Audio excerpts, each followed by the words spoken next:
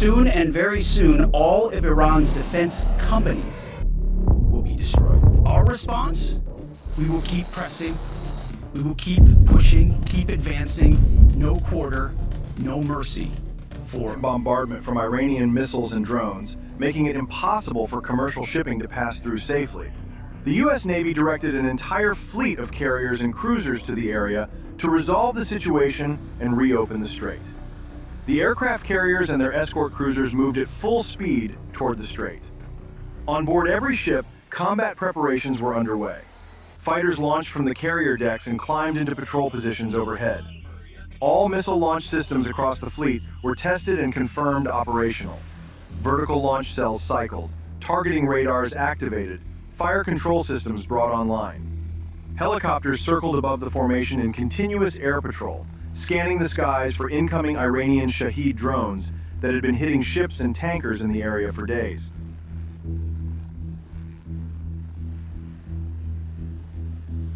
Below deck on the carriers, ordnance crews brought up aviation bombs from the lower magazine compartments using the weapons elevators. These bombs, each one weighing approximately 2,000 pounds, were wheeled across the hangar deck on loading carts and staged near the aircraft elevators for transfer to the flight deck. From there, they would be mounted on the fighters and sent toward Iranian military targets on the coast and inland. On the upper flight deck, maintenance crews were already at work mounting missiles and bombs onto helicopters and fighters parked in the staging area.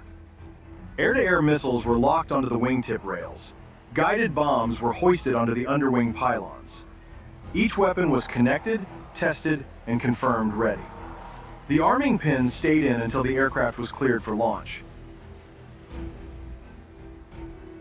FA-18F Super Hornets that had already been fully armed and inspected rolled forward onto the catapult tracks.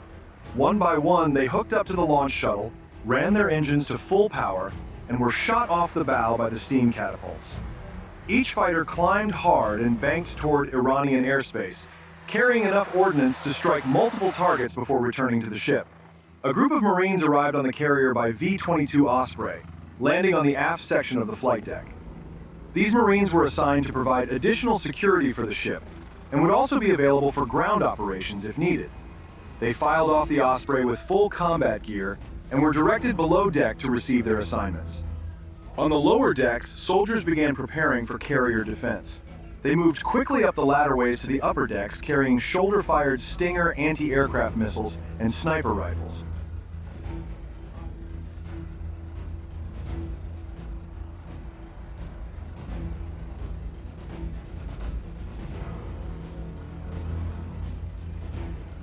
They spread out along the ship's perimeter, took their positions behind the railings and on elevated platforms, and began scanning the horizon and sky for incoming enemy drones. The Stinger teams shouldered their launchers, powered on the targeting systems, and aimed outward, covering every approach angle. At the same time, on another section of the ship, a crew loaded ammunition belts into the Phalanx CIWS, the ship's close-in weapon system, an automated rapid-fire gun designed to shoot down incoming missiles and drones at close range. The ammunition drum was filled, the system was powered up, and the radar-guided turret began tracking automatically, sweeping back and forth across its sector. The CIWS was now live and ready to engage anything that got past the outer defenses. On the upper deck, two soldiers stood behind a deck-mounted heavy machine gun. They loaded an ammunition belt, charged the weapon, and fired a short test burst over the water. The gun cycled cleanly. They fired another burst to confirm the weapon was operational. Nearby, an escort cruiser sailed alongside the carrier, maintaining formation at a set distance. The cruiser's weapon systems were fully active, Tomahawk cruise missiles loaded and ready for long-range strikes against Iranian targets, anti-air missiles on standby, radar sweeping constantly. The cruiser was there to protect the carrier and to deliver its own firepower when the order came. On the cruiser's deck, Marines loaded into MH-60S Nighthawk helicopters. Their mission was to provide an outer security ring around the cruiser, patrolling the waters and airspace at a distance from the ship. The helicopters lifted off, door gunners behind their weapons, and began flying a wide pattern around the vessel, watching for small boats, drones, or any other threat approaching the formation.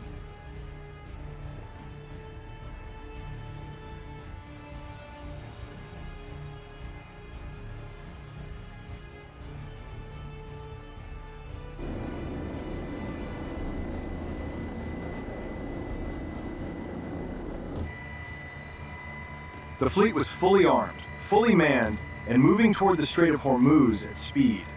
Every ship, every aircraft, every weapon system was active and pointed toward Iran.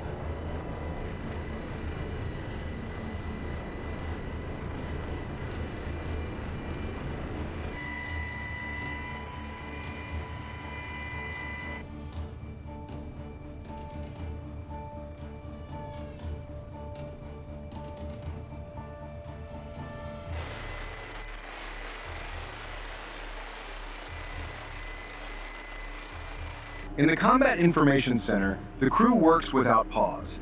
Radar screens glow in the dimly lit room, operators tracking every moving object on the water and in the air across the entire area of operations. Surface contacts, air contacts, friendly aircraft, unknown returns. Everything is monitored, identified, and logged.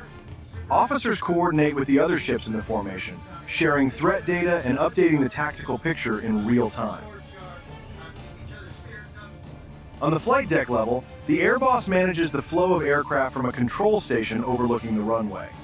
Every fighter that lands after completing its mission is tracked. The air boss logs which aircraft has returned, what condition it is in, what it needs before it can go back up. One jet needs fuel. Another needs a full weapons reload. A third has a maintenance flag, hydraulic issue, needs inspection before it flies again. The information is relayed instantly to the deck crews below.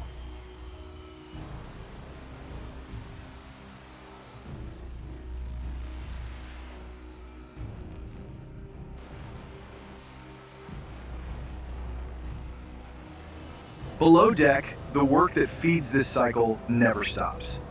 Ordnance crews in the lower magazine compartments pull munitions from their storage racks, guided bombs, air-to-air missiles, rocket pods, cannon rounds. Each weapon is loaded onto a cart and wheeled to the weapons elevator. The elevator carries the ordnance up through the decks to the hangar level. From there, another crew takes over, moving the carts across the hangar deck to the aircraft elevator that lifts everything to the flight deck. Topside, the weapons are picked up by the arming crews who wheel them to the waiting aircraft and begin the mounting process. This chain runs continuously. As soon as one load of ordnance reaches the flight deck, the next load is already on the elevator coming up. The magazine crews below pull, load, and send. The hangar crews move and transfer. The flight deck crews mount and arm. 3 teams working at different levels of the ship, all linked together, all moving at the same pace, keeping the fighters armed and in the air around the clock. The shifts rotate, but the work does not stop. Day blends into night and back into day. The ship burns through its weapon stocks, and the supply chain keeps feeding from the bottom up. Every bomb that leaves a pylon over Iran started its journey in a dark magazine compartment several decks below the waterline, handled by crews who never see the sky but keep the entire air operation running.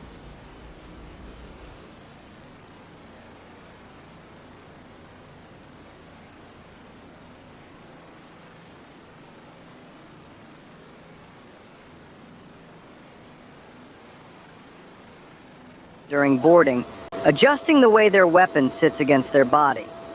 The flight is long, and there's not much to do except wait and make small adjustments to gear that is already pressing into every part of their body.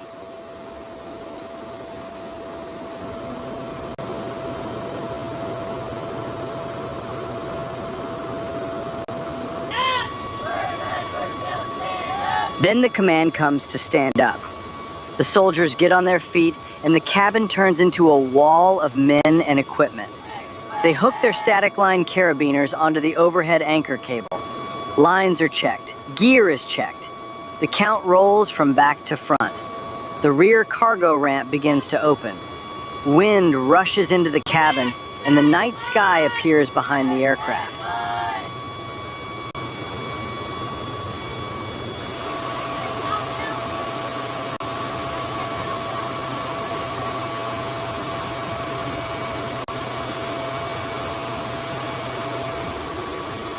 The first stick of paratroopers moves toward the ramp.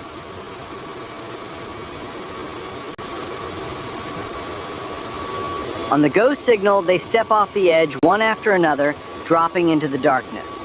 Static lines snap, parachutes deploy, and within seconds, the first group is out and descending.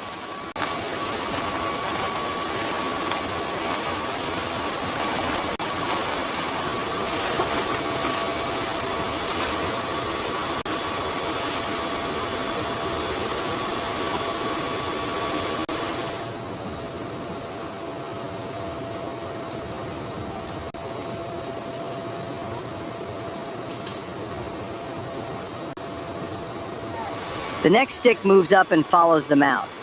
The aircraft empties fast. The jump is underway.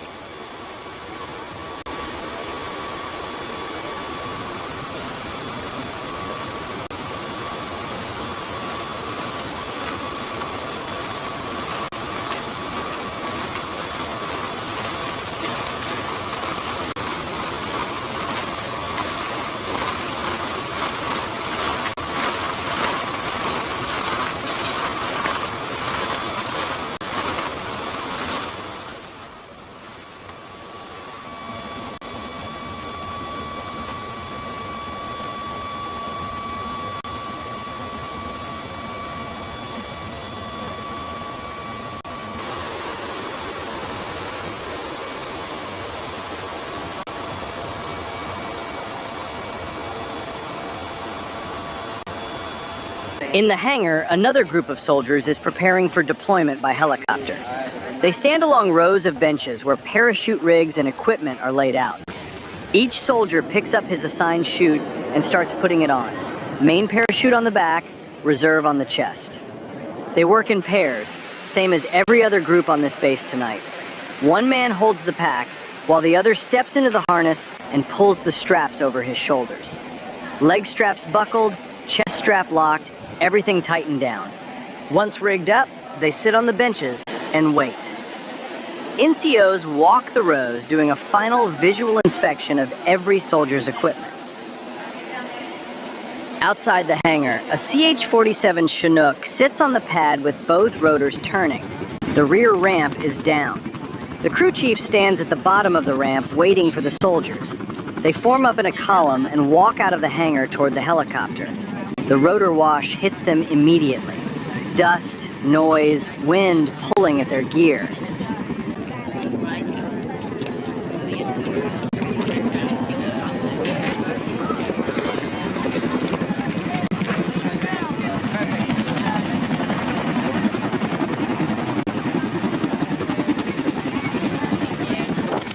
They lower their heads and move up the ramp into the cargo hold.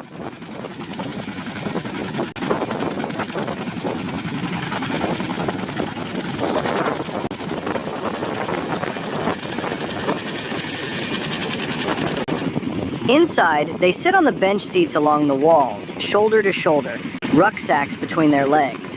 The crew chief does a head count, gives a thumbs up to the pilots, and the ramp closes. The Chinook lifts off, nose dips forward, and it heads out toward the objective. In flight, the soldiers sit in the dim cabin with the constant heavy vibration of the twin rotors above them. Some adjust their gear.